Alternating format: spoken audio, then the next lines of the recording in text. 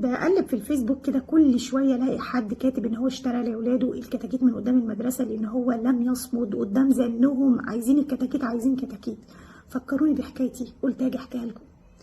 وانا صغيره زي اي طفل بريء شفت الكتاكيت دي وبرده كنت عايزاهم جدا وشكلهم خطفني كده، وقمت اشتريت لي 3 4 كتاكيت وروحت البيت وكنت فرحانه بيهم قوي انا واخواتي، وحطينا لهم اكل وميه وسبناهم ونمنا صحينا لقيناهم ماتوا.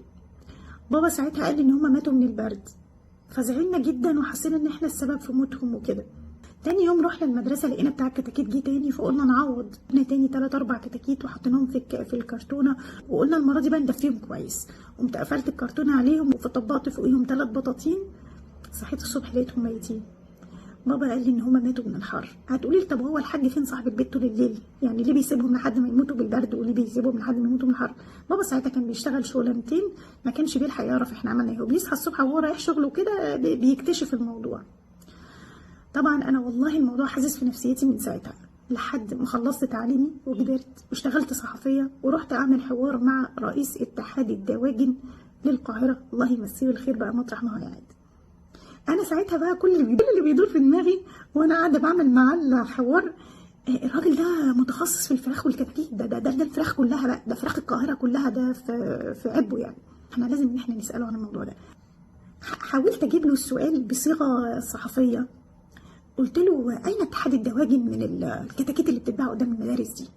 قام قايل لي حضرتك الكتاكيت اللي بتتباع قدام المدارس دي كلها مش متطعمه، واللي بيبيعها عارف ان هم هيموتوا، ولو حصلت معجزه وعاشوا فالفرخه دي مش هتبيض ولا الديك هيأذن.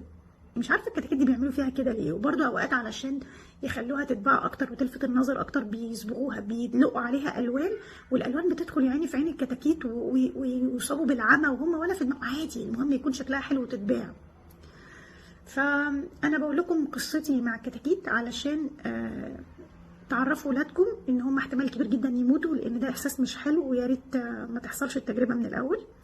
يا اما لو جبتوها ما تطبقوش فوقيها بطاطين عشان ما يفطسوش، ولا تسيبوها في الهواء الطلق عشان ما يتجمدوش، وكل واحد يخلي باله من كتاكيته. والسلام عليكم ورحمه الله وبركاته.